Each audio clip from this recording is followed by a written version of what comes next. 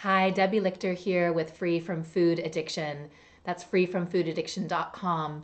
And today I want to share with you how to get free from binge eating and obsession, how to really gain more confidence so that you can have the confidence to make healthy choices, and how to get free from anxiety so you can be more present, have more calm, get over that overwhelm. So stick around, and at the end, I'm also going to share with you an opportunity that will help you to really get on that path of more freedom, get some more clarity in your life today.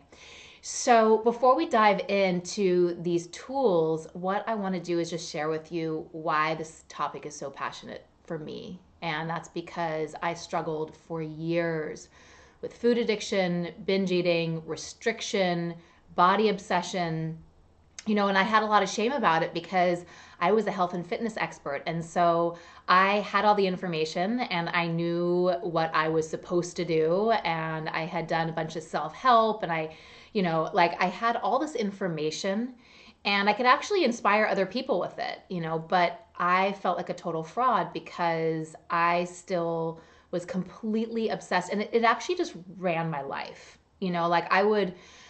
I would make plans, and then if I was feeling fat that day, or if I felt too fat for any of the clothing that I was wearing, like nothing fit in my closet, or I didn't feel good in anything, then I would just cancel plans. Or if I, would cancel plans, then I'd be like, oh my gosh, okay, I just have like the rest of the night. I can eat whatever I want. I can get bloated. And, so it definitely impacted my social life. It impacted my intimacy life. Like it just impacted me.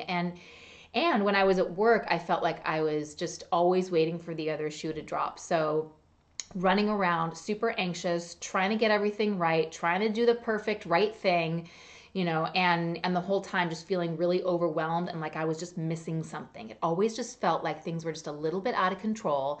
And so what I tried to do with food and with my body was I always tried to get things under control. And I thought that it was just about me figuring it out, getting enough discipline, getting on the right diet, and just getting enough control, and stop being so lazy, because what would happen is I would like be really like good during the day, and then I would get home at night, I'd feel really tired, I'd feel really depleted, I feel really just like resentful because I had been giving everything to everybody else. And I'd be like, okay, this is my time. I get to have what I want. And I just, I felt justified in having something that tasted good. And it was usually healthy. It was usually healthy food, but I just wouldn't stop. And then I'd want something sweet. And then I would, I would just actually keep going. And I ate way past the point of being full, but I didn't have that like, oh, I'm full, so it's time to stop thing. I just didn't have that. And so then I'd feel super bloated, super gross, super disgusting. And for me, like, I was using, to counterbalance that, I was using over exercising, I was using amphetamines, I was using caffeine, I was using all these ways to try and curb my appetite, diet pills, diuretics, and just my own like berating of myself, like being so mean, so critical, all the time, just trying to get myself to get it together, and it really, for me, it wasn't until I got to that place of just being so sick and tired, of feeling sick and tired. I mean, yes, things looked pretty good on the outside, but I also was struggling with chronic pain. I was constantly fighting with my partner. I was showing markers for an autoimmune disease. I was exhausted and fatigued. My adrenals were completely tapped. And I just felt like a shell of a person. I felt like all I did was go to work and like stress out and come home and complain about it and then go to bed and wake up early and do the next thing. And I didn't feel like I had a life at all. And I was so good at at telling myself that I had things under control, that I never really gave myself the chance to get honest with where I really was. And I remember sitting there one day after work in my car, and I was just so exhausted.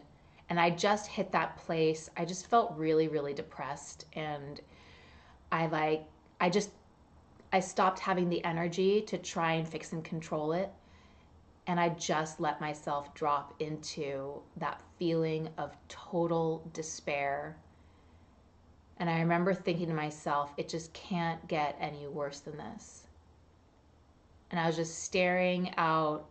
It just felt like I didn't even actually know where to go. So I just was sitting there staring. And out of nowhere, I heard this voice. And it just said, well, if it can't get any worse than this, it can only get better from here. And I don't know where that voice came from. I don't even think I fully knew what that voice was saying at the time. But what it did was it shifted something inside of me. Like I went from feeling completely like there's just no hope to maybe there's a different way. Maybe there's a different way. And what it did inside of me is it got me out of thinking that I had to figure this out on my own, because I had been doing everything that I knew how to do and it wasn't working. And so for the first time ever, I was like, oh, maybe I need to ask. And so right there, I just asked, what do I need to do, to have it get better? And it was really crazy because I think something shifted for me on that day. I don't even know that I knew at the time that something shifted for me, but it made me open and it made me receptive. And I really think that, they say that when the student is ready, the teacher appears. And that's what happened for me, because it was soon after that I met a woman. Who became my spiritual mentor at the time. And what she really showed me was, not like what to eat and, how to get my life under control and, how to get the relationship to be how I wanted it and all the things that I thought that I needed, but she showed me how to get free from the stuff that was blocking me inside, that was blocking me from me, that was blocking me from my inner guidance. And that was the most incredible thing, because she helped me to come back to me instead of being dependent on her. And I'm so grateful for that, because I started then learning how to actually just be me, how to be comfortable in my own skin, how to really feel like I had that inner sense of trust and guidance and support and safety. And it was just so incredible. And the more I came back to me, the more the food stuff just fell away. Literally, I stopped obsessing about food. I stopped binging. And it wasn't because I got things under control. The problem went away. And I wasn't feeling all of that inner agitation and resentment. And she showed me how to get free of all that stuff. And so when I didn't have all that stuff going on inside, it didn't drive me to do all these other things. And so my addiction to amphetamines went away. My addiction to sleeping pills went away. My addiction to food went away. Just my compulsive patterns around, about binging and obsessing and all that kind of stuff, all that stuff fell away. And I just got to come back to the authentic me. And it was so amazing, and I really lit up, and other women saw me lighting up and they're like, what are you doing? I want what you have. And so I said, well, let me just show you what I did. And I started helping other women to do what I did. And then they started lighting up, and I started seeing them get free and their relationships getting better and their physical pain going away. And then, just getting these incredible breakthroughs in their business and finding their purpose and being able to be comfortable in their bodies, and weight just falling away, 20 pounds, 30 pounds, 40 pounds without them managing or thinking about it. And I was like, hang on a second. I think that there's something to this. And so what I want to share with you today are 3 keys that can get you on that path, so that you can really start to align yourself with a path of ease around eating, with a path of intuition and trust around eating, and that you don't have to hold on to this belief that it's always going to be that way and that you're never going to get free, because that's just not true. And it's not not true because it's worked for me. Like I've seen women all over the world who these tools have worked for. So I hope that you get some value out of this. And again, stick around to the end, and I will give you an opportunity for you specifically to get some clarity and really understand what your specific next steps are. So stick around for that at the very end. So the first key that I want to share with you is this is like a common mistake that I see happening with so many smart women out there who've done a lot of inner work. Like, when I speak with women, they're like, I've done so much work on myself. I'm so frustrated that I still have this going on because, I've already healed so many other areas of my life, and this one thing is still not how I'd like for it to be.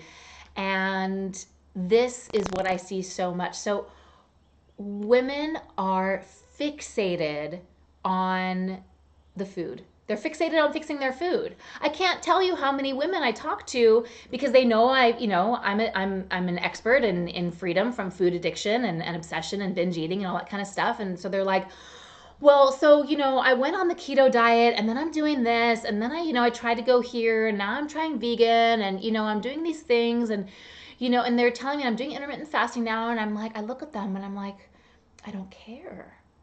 And it's not that I don't care about them, but as long as we are fixated on fixing our food, we are missing the point. So here's the thing is that oftentimes it's not your fault because we are so programmed to like, oh, problem solution. You go to the doctor, it's like, oh, I have a cough. Oh, here's a lozenge. It's like we're used to looking at the symptom and then trying to fix the symptom. And it's like, well, I've got a problem with food, then I'm going to go to a diet to fix the food. But you're not going to be able to fix yourself free, okay? You just can't do it. All fixing does is it creates more obsession and more information because you're now trying to get more and more information about what you need to do and don't do that and do this, and your mind is so full of all these things and it doesn't work. So what do you need to do? So it starts with you fully understanding what addiction is, what food addiction is, and understanding what the full problem is so that you can understand what the full solution is. Because chances are that you're trying to solve a problem that you don't fully understand with an incomplete solution. So it's just not going to work. So just to give you really quickly, and again, when I work with women, I actually guide them through a 6-step self-diagnostic process so that they can really uncover their own truth, because I don't think that we get freedom when we come into things with our answers, with everything that we think we know. I think we get freedom when we come in with questions. So when someone starts working with me, I'm like, let's set aside the idea that you even have an addiction or that you have a binge eating disorder or that you have these issues. Let's just open up, and I'm going to guide you through this process, and then you will look at your experience and you will uncover your truth. That is such a better way to do it than trying to define it from the top down, which doesn't really feel serving of you. So, but when we're looking at this, addiction is really anything that we do to distract ourselves or numb ourselves from an underlying discomfort or dis-ease that when we try to stop doing, we find that we can't. Okay, so addiction is anything that we do to distract or numb ourselves from an underlying sense of discomfort or dis-ease, and that when we try to stop doing, we find that we can't. So here's the thing is I speak with plenty of people because there's different types of eaters out there, right? There's people who can take food or leave it alone, right? I don't relate, but there's people like that out there.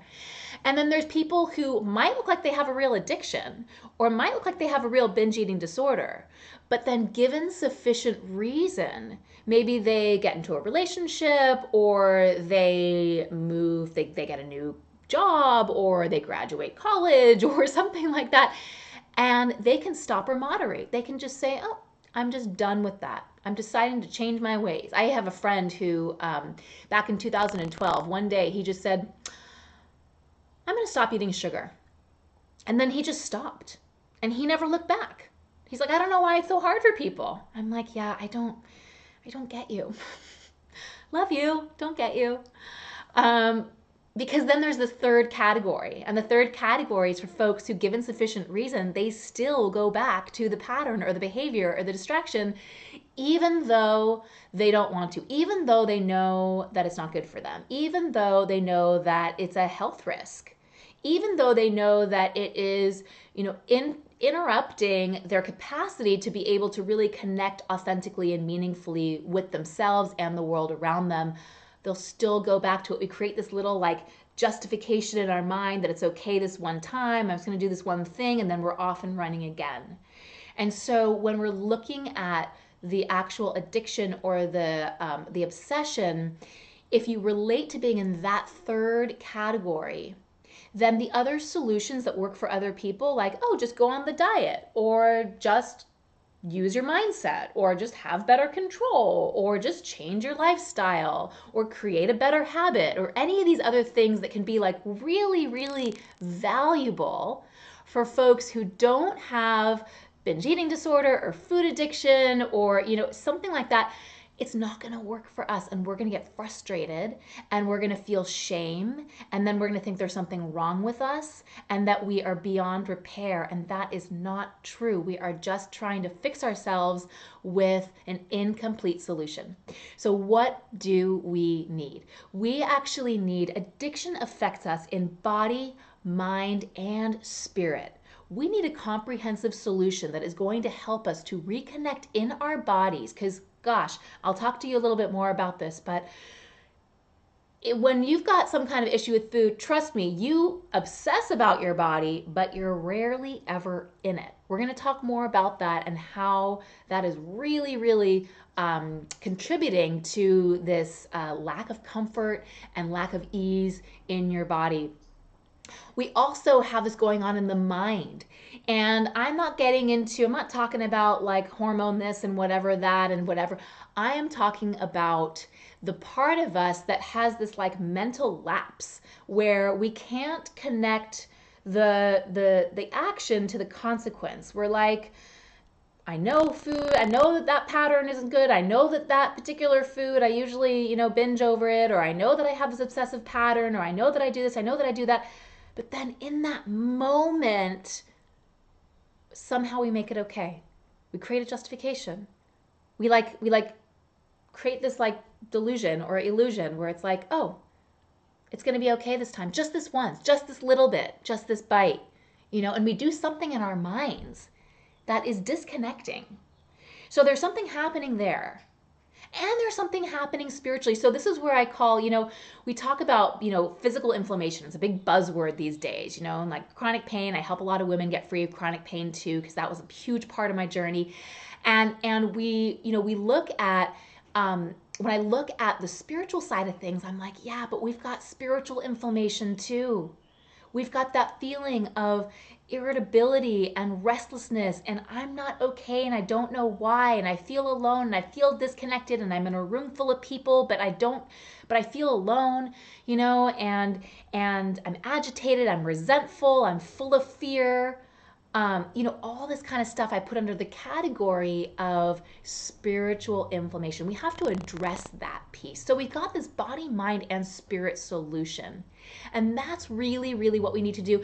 And what I find is that when I can help women address the underlying discomfort and dis-ease that's affecting them in body, mind, and spirit, guess what? The food problem goes away.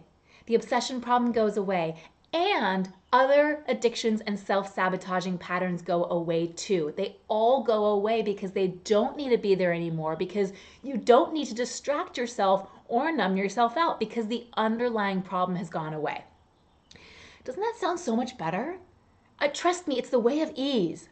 Trust me. Women I work with lose 30, 40 pounds, and they're not thinking about food. They're not thinking about food. So that's the first key. I hope that was valuable for you. Stick around. There's a lot more. So the second key that I really want to share with you is, so I was a control freak with the best of them, right? I mean, even as a health and fitness expert, I was a Pilates expert, which is a mind-body movement practice. And get this, Joseph Pilates did not call Pilates Pilates. Joseph Pilates called Pilates contrology. He was all about using your mind to control your body, okay? And I think that as an addict, that's exactly what I was doing. I was constantly trying to control my body with what I was doing to it. So if I was tired, I wanted to have more energy, I would put caffeine or amphetamines inside of me. If I was, if I was feeling fat, I would restrict, or I would go over exercise. If I was feeling, like lonely or anxious or whatever, I would start to eat. I was just always trying to control my body.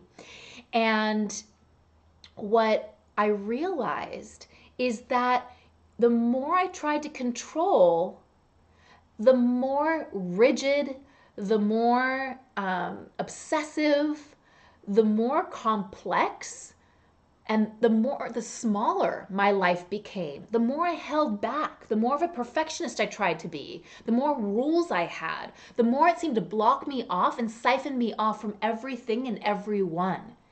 And so I realized that control is actually not where it's at. And the key that I really discovered, because I thought that the opposite of control was being out of control. And I was like, I am so afraid of being out of control, because if I'm out of control, then I let everything go. I'm going to be, I'm just going to blow up to the size of a house. I'm going to be single. I'm going to be unhappy. I'm going to be unhealthy, and all these things. I had all these beliefs. But what I came to find out, what I came to discover, is that the opposite of being in control is not being out of control. The opposite of control is trust. That's right, trust. Trust was something that I never knew how to do. I didn't trust myself. I didn't trust myself to make healthy choices because I'd made so many commitments that I hadn't followed through with. And so my confidence was like, meh. Like, no, I didn't have the confidence, But so what I discovered was that what I needed to get access to was my own inner guidance system. And this is something that I am so passionate to really, really show women how to do, because your inner guidance system is a 3-part system. It is a combination of your gut instinct, you have a built-in brain in your body, your enteric nervous system, that is guiding you and leading you in the place of what is in alignment for you, what is congruent for you at all times, what is safe for you, what's unsafe for you. You have this, but a lot of times we have deactivated our access to that, and we feel so much inflammation and disconnection in our gut area that we don't even know how to connect there. So I love helping women really, really come back into that and be able to sense your yes and your no. So powerful. The second thing that we need is our intuition. So this is your sixth sense intuition. So this is the part of you that knows without knowing how you know. This is the part of you that is connected to ancient wisdom, to lineage, to ancestry, to a deep, wise woman knowledge that is your birthright, that is aligning you at all times. You have this deep capacity for deep, deep wisdom. And all we need to do is regain access to that. And then the third part of your inner guidance system is divine inspiration. So I tend to speak with a lot of women who already have spiritual beliefs, who maybe go to church or have a religious practice or just have read a lot or studied a lot in the spiritual way. And it's not about belief. We're talking about access. Many of us are blocked from access because of the spiritual inflammation stuff that we spoke about earlier.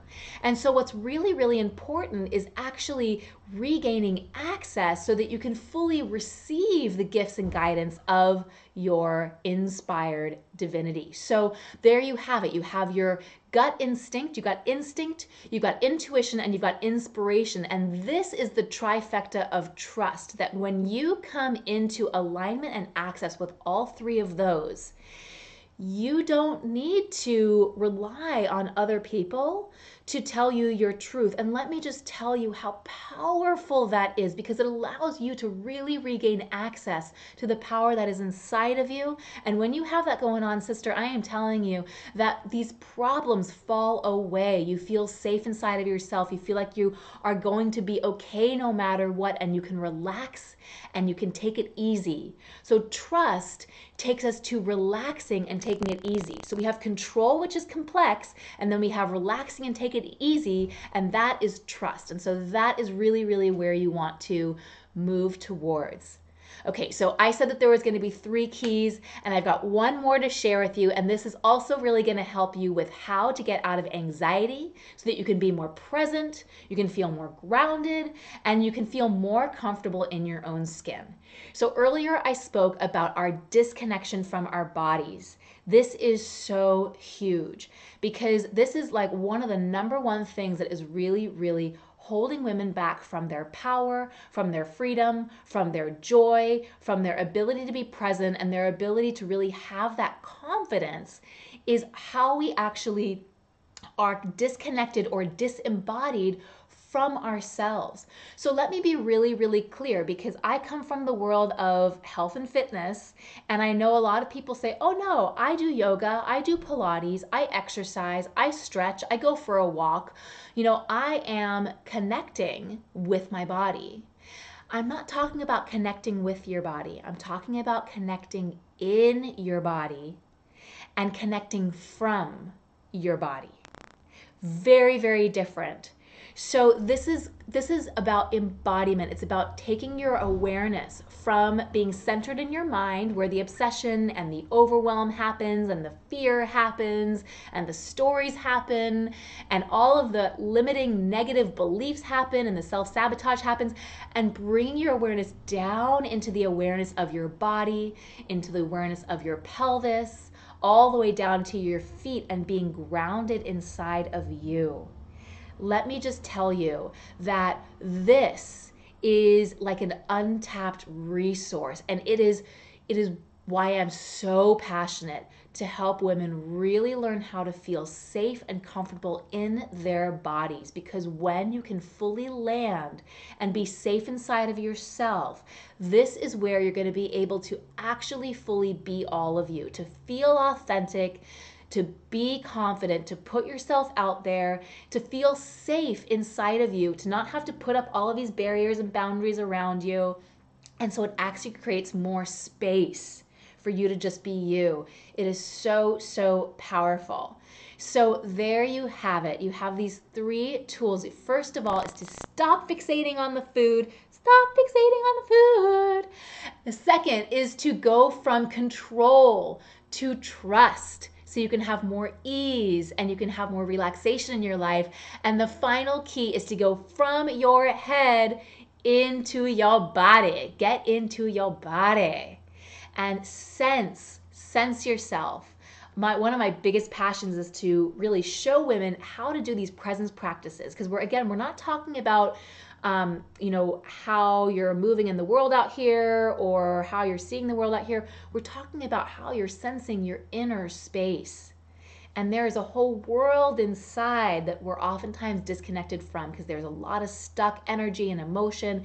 And so that's all the stuff that's important to get clear from. And that's why I help women get clear from that stuff. But so that you can come back into a place that feels calm and connected inside. Oh my gosh, you will not realize how much you missed yourself until you finally come home to you. So, I'm so excited for you to dive into these tools. And if you're like, hey, Deb, that's great, and I feel like I don't know what those next steps are for me with how to do that, then I'm going to leave a link below. And I'd love, love, love for you to book some time with me. I want to extend some complimentary one-on-one time to you to help you get clarity on your next steps. It's my absolute honor and pleasure. I've been put on this earth to help women get free so that they can go on and light up and help light up more other people. And so if that is something that you want to, if you want to light up yourself so you can light up the world, then definitely book some time with me, because I have a feeling that I am meant to impart some wisdom or some support your way to help you on your path. So again, just click the link below. It'd be my absolute honor and pleasure to help you get some clarity. And again, just thank you so much for taking this time out and spending it with me, taking it for you. If you liked this video, please give it a thumbs up, share it with a friend who you feel like really needs this message, and definitely subscribe, because I am always, every Wednesday, posting fresh new videos to help you on your path. Thanks again, and I'll speak with you next time. Bye for now.